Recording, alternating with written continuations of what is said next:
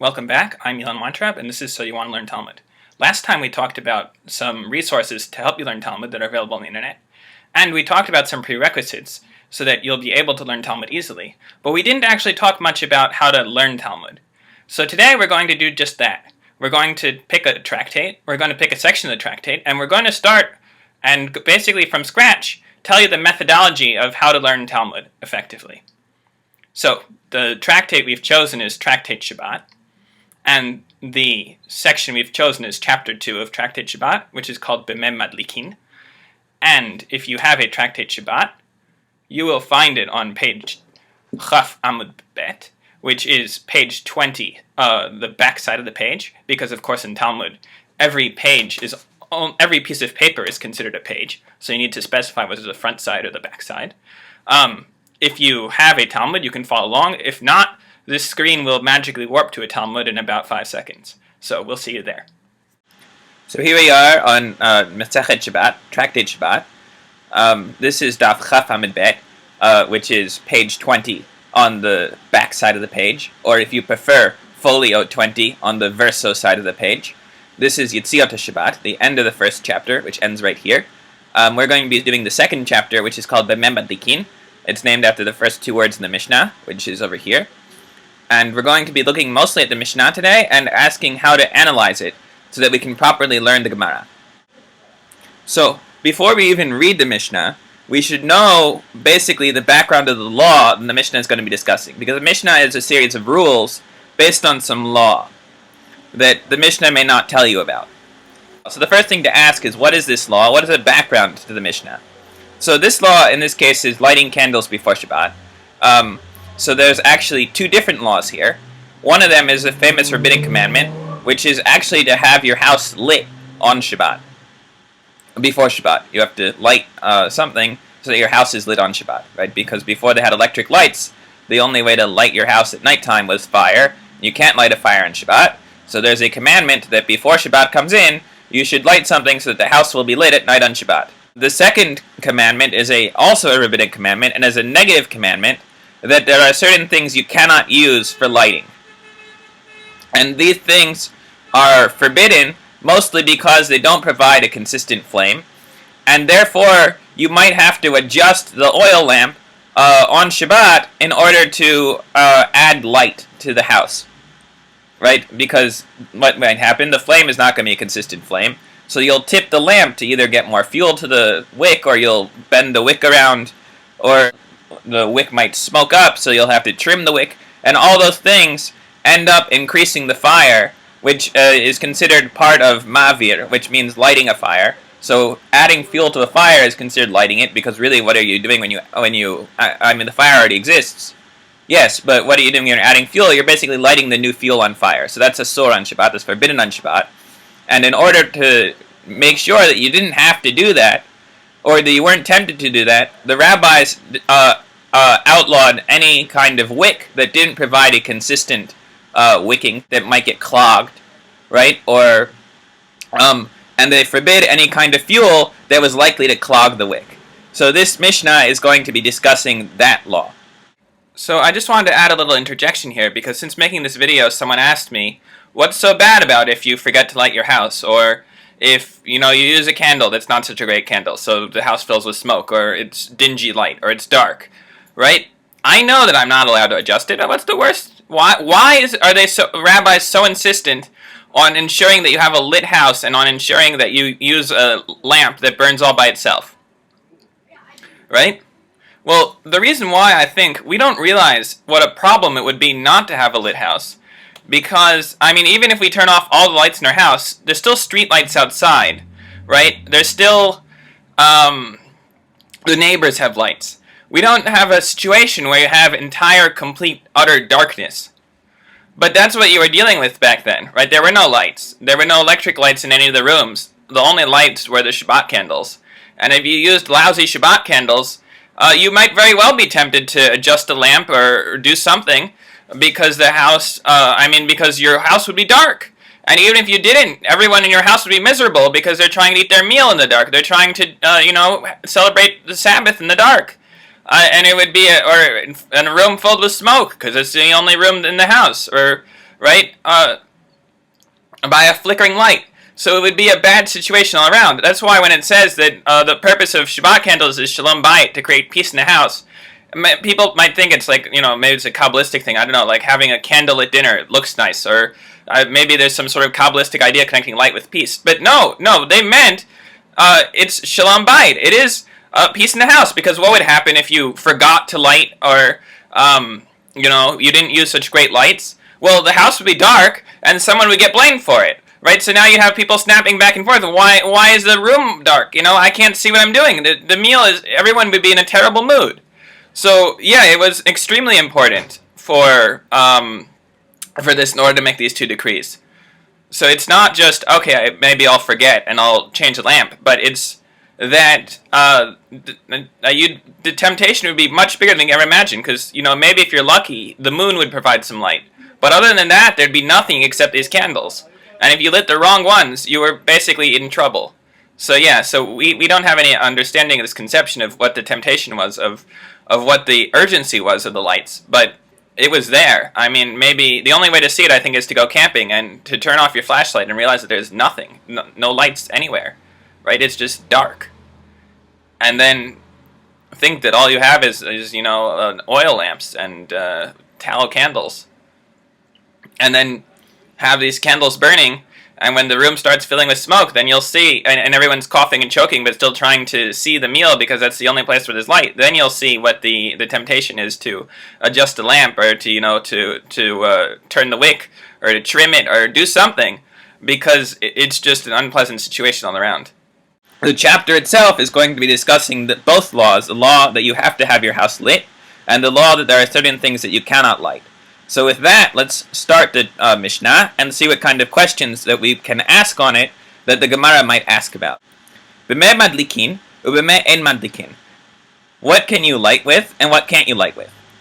So this implies, obviously, as we said, that there are things you light with, and there are things you can't light with.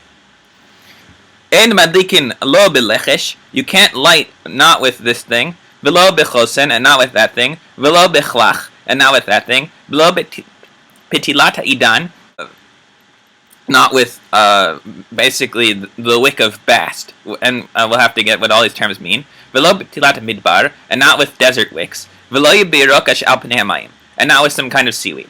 So the first bunch of things, we don't know what they are at all. The next thing is some kind of wick made out of a tree. And the next thing is some kind of wick that grows in the desert, so it's also not a very helpful description. And the next thing is some kind of seaweed, which would be great if there's only one kind of seaweed, but again, most people might have noticed that actually it just says the greens on the water. So it might be seaweed, maybe it means a lily pad, maybe it means pond scum, so it's also not very helpful. Below v'zefet, and not with tar, so now at least we have something concrete. Velo b'sha'afa, and not with beeswax. Velo b'shemen kik, and not with the oil of kik, which again is not so clear. Velo b'shemen serefa, and not with oil that must be burned. So this is actually something different.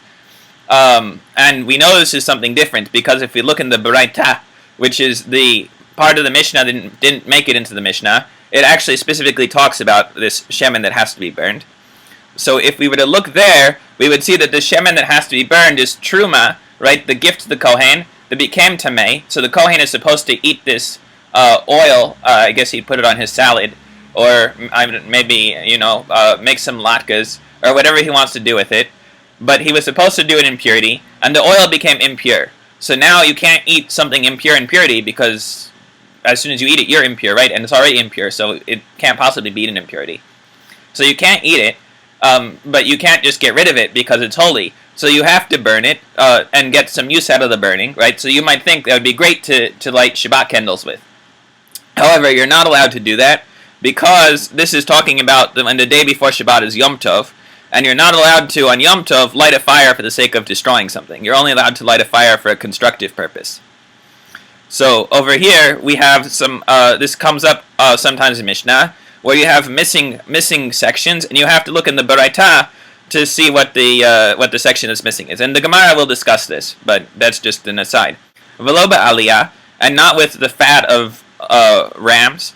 from rams. It's a kind of fat found around the tail region normally. And not with fat that you're not allowed to eat, right? So there's certain fat on animals that normally would be brought to the temple as a sacrifice, had you brought this animal as a sacrifice, and that would be burned on the altar. And if you don't bring the animal as a sacrifice, you can't eat it anyway. So you might think, okay, there's a part of the animal I can't eat, so that's great, let me make oil out of it, right? But this oil, right, tallow, I think is called in English, tallow is notoriously bad at burning, so it again is not something that you want to use on Shabbat. לחם המדי אומר, מדליקין בחלב מבושל, וחכמים אומרים, אחד מבושל ואחד שאינו מבושל אין מדליקין בו. So Nacham Hamadi says that boiled tallow is able to be used, and the sages say whether it's boiled or whether it's not boiled, you can't light with it. And this echad blank v'echad she'eno blank, whether it's this or whether it's this that isn't this, is a common thing in the Mishnah, which means basically in all cases you can't use tallow. So we have to decide, right, is it because they say that boiled tallow is also, even though you boil it and presumably take out the impurities while it's liquid and then let it harden again, right, it still doesn't burn well enough, it still can clog up the wick?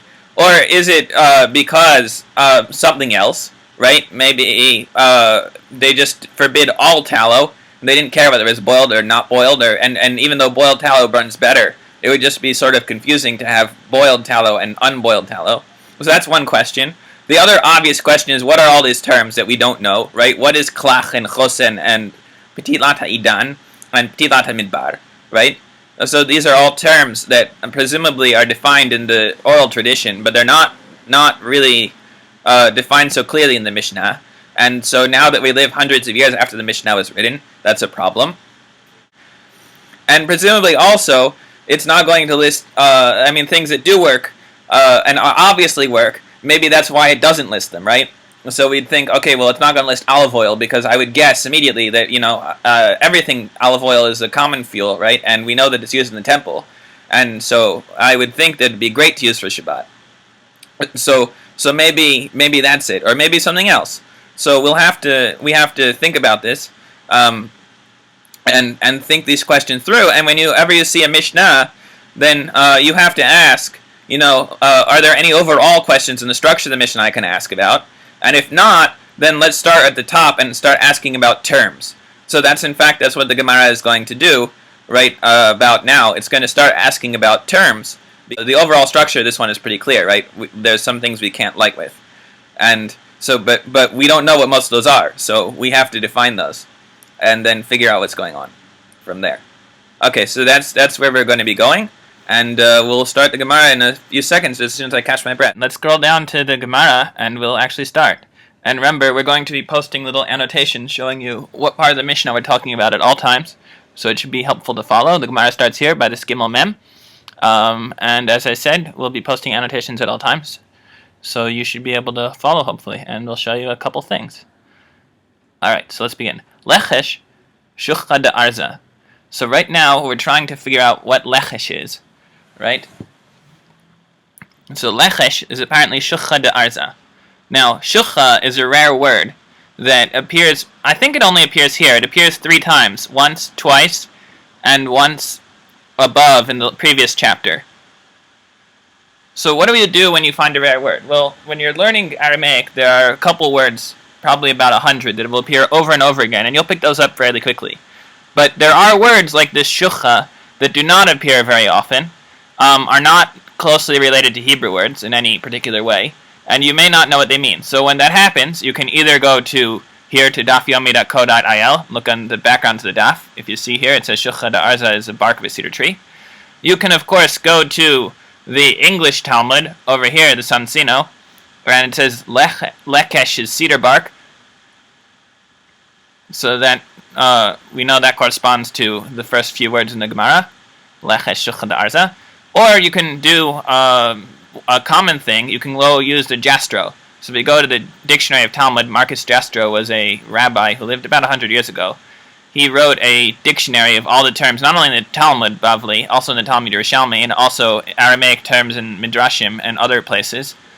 any sort of rabbinic Aramaic terms. He compiled them as a dictionary. The dictionary is now out of copyright for a long time, and you can find it on the internet under Tinsdale Archive tabs Jastro, but I just searched Google for it, so just Google JSTROW. Shin, go down to Shin Vav, and the page is loading. If we want faster access, we can get a CD.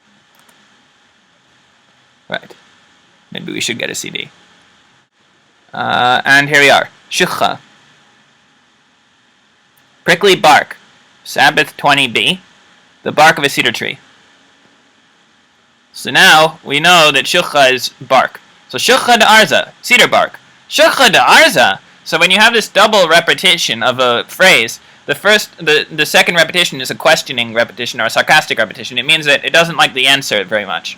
Why? Shukha de arza? Really? Seriously?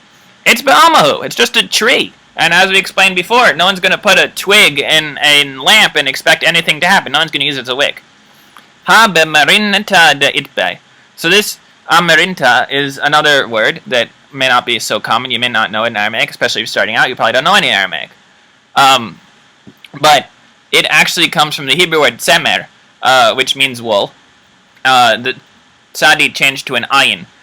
Because they're both guttural consonants, so it's a common change from Hebrew to Aramaic. And if you don't believe me, again, you can look it up in the Jastro, you can look it up on background to the daf over here, you can look it up in the English again, you can just follow along in the English. You want the willy substance within it, right? The itbe is a common phrase that you should learn at some point. So it means it is, bay means inside, so itbe that is inside it.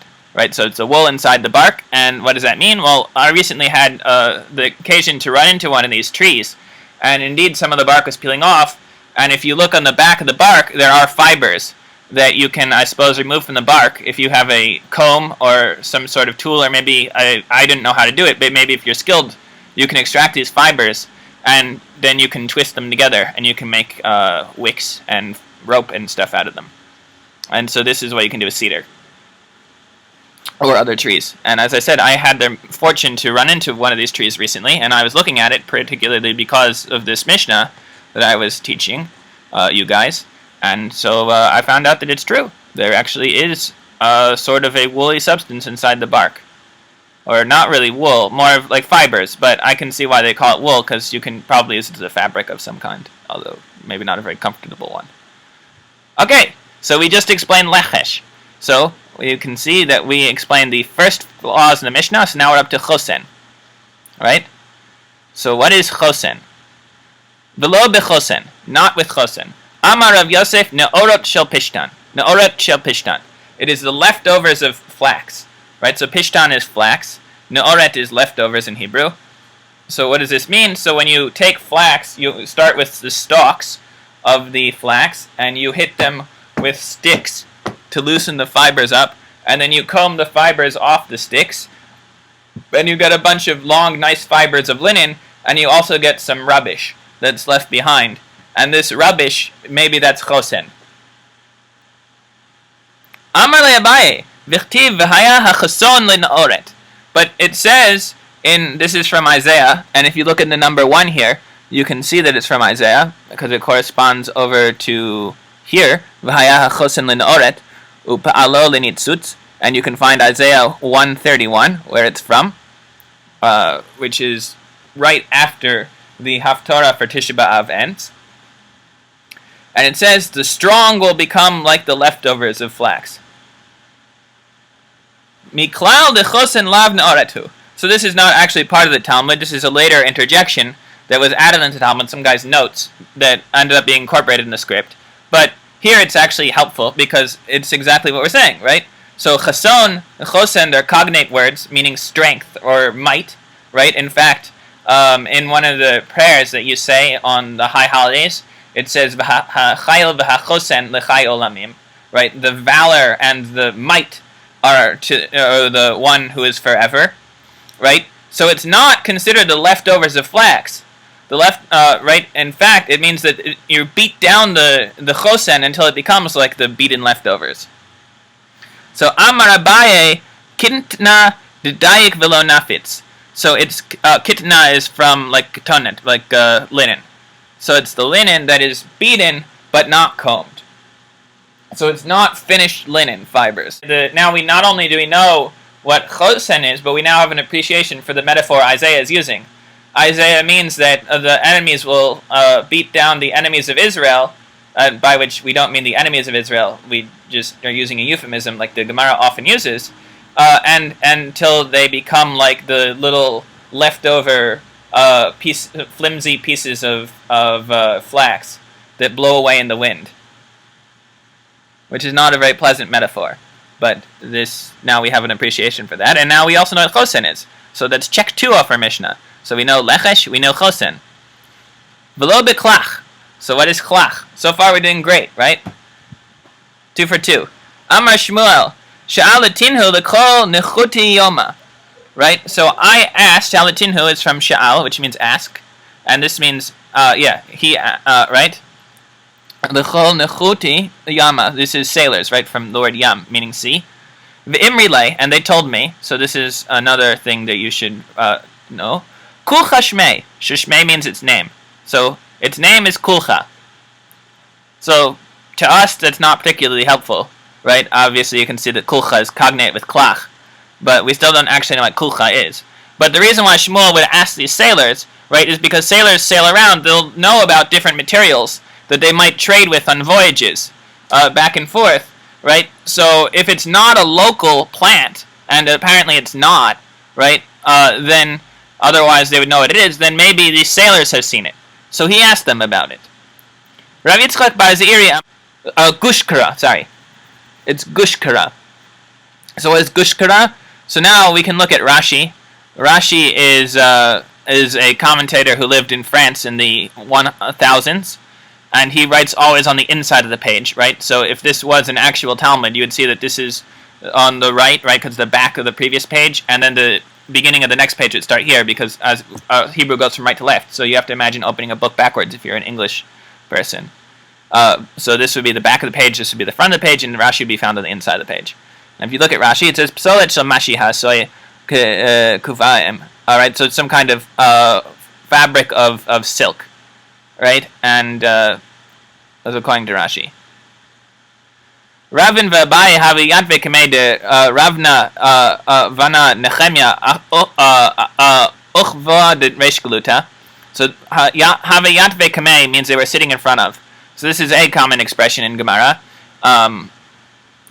And right, yeah, it comes from yeshev, right? So like in Hebrew, so the shin becomes a taf when you switch from Hebrew to Aramaic often. So for example, the word for two in Hebrew is or second in Hebrew is sheni, and the word for second in Aramaic is nita. All right, so the shin becomes a taf. So they were sitting in front of Ravna Nehemia Achuva, right? So this is from Ach, which means the brother. The Reish Galuta. The Reish Galuta is the exiliarch. He's the head of the exile. So the Persians appointed one person from every community to levy taxes and to be their envoy to the different communities, right? But the Jews didn't have any king anymore because they hadn't had a king. This is after the destruction of the Second Temple, so they hadn't had a king since Herod. So they appointed someone who was descended from the royal family to be the liaison with the Persians. And this guy happens to be the brother of that guy. Chazeh.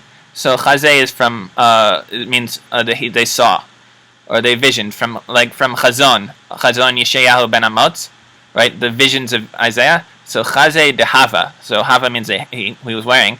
Lavish, right? A garment. Matkasa. So here, again, we should look this one up in the Jastro. It gets a little frustrating at first. I mean, we're looking at words every few seconds in the Jastro, but you get used to it. And once you get better at Aramaic, you probably will have to look up less and less words, and you'll learn a whole new language, and that's pretty cool. You won't be able to talk to anyone with it unless you go to like some places in Iraq or Lebanon or whatever. But it is fun, in a way. Matkasa. Silk, right? Which makes sense. So he was wearing a garment made out of silk. And remember, if you don't want to put up with this Aramaic, you can look at the English and follow along there. Or as we said, we can look up in the dictionary. It's easy enough to do. You can look it up in background on the daf. It will probably also tell you it's silk. Amar le Rabin le Abaye. Hainu klach ditnan. So his garment that he noticed that the Reish Galuta's brother was wearing, he's like, that's it. That's klach. That's in our Mishnah, right? And you can see from here that the Mishnah was always on the minds of the rabbis, right? Even when they were at a fancy black tie event, the thing on their mind was not whatever the Reish Galuta was talking about. The thing on their mind was, this is the wick. This is what you can use to light on Shabbat. You can't use to light on Shabbat. Which is exciting, and it gives you an insight into the minds of the scholars learning there, and into how to learn yourself, right? Because you have to make Torah an everyday activity. You have to make Judaism an everyday thing on your mind. You shouldn't, right? Even when you're doing other things. And that's how you learn. That's how you immerse yourself in the religion. And we can see that they did that, and so he's really excited here. This is it, Hayinu, right? This is it. Klach de Tanan. Tanan is Mishnah. From Mishnah, right? And again, the shin changes to a taf. So a sheneh goes to tana. Amarle. Anan shira pa'ar nada karinan le. So karinan man means we call it. And this nan is we, and le is it. Anan is we. So it's actually from ani, but the nun at the end makes it plural. So it's a plural of I. So the plural I is we. So we call it shera paradina. The fabric of paradina. Medve. So he doesn't, Abaye doesn't like this. They challenged it. Medve means it was a challenge. Hashirayim v'haklach v'hasirkin chayavin b'tzitzit. Right? So these three different fabrics, including klach, all of them, if they're a four-cornered garment, they require tzitzit.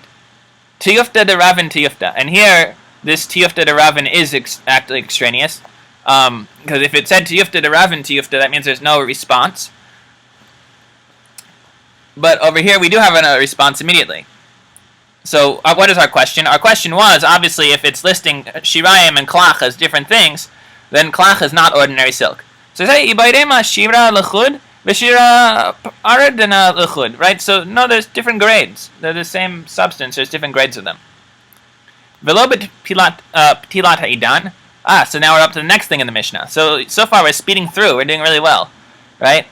Oh, well, we'll see. Velo b'tilat ha'idan, achvina. Achvina is willows. Right, you don't believe me on that one, then we can, as I said, you can look it up in the Jastra again, you can look up over here. We'll look it up over here this time.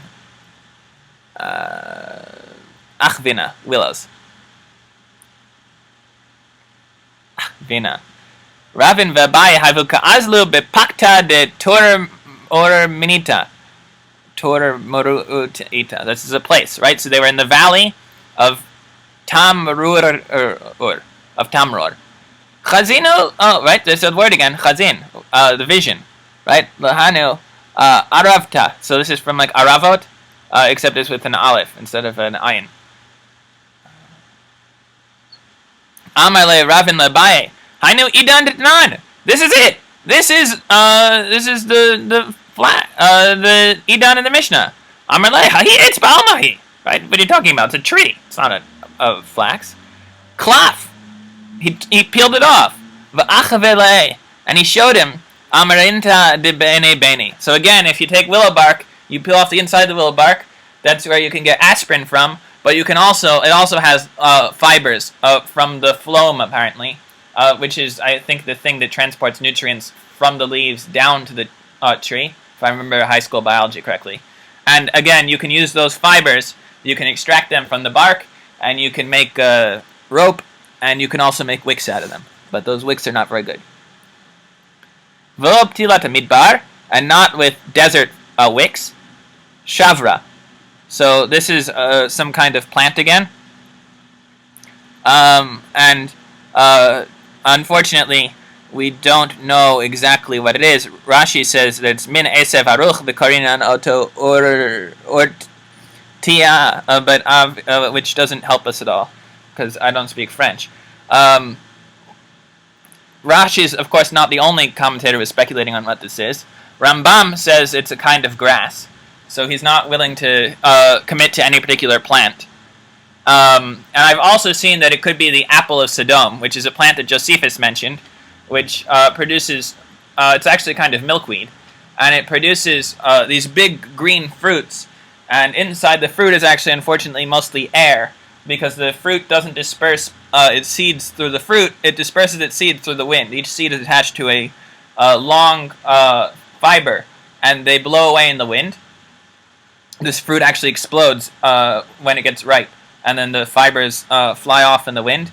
And these fibers that fly off in the wind, you can collect them and make wicks out of. So that's another explanation of what it could be. Unfortunately, as I said, sometimes you just don't know what these Aramaic plants are. We can see what Jastrow thought it was, if you want. Shavra. Mulein. A plant the woolly leaves of which are used for wicks. So there you go. So he says a different plant called Mulein, which I have also not heard of. And that's it in Greek, I guess. Okay, so I think we're going to stop here right now, but hopefully this has given you guys some idea of how to learn Talmud. So you just need to go through one thing at a time, and as I said, on each time we're going to put up the question and the annotations, we have, and we'll continue next time, and hopefully you guys will be able to do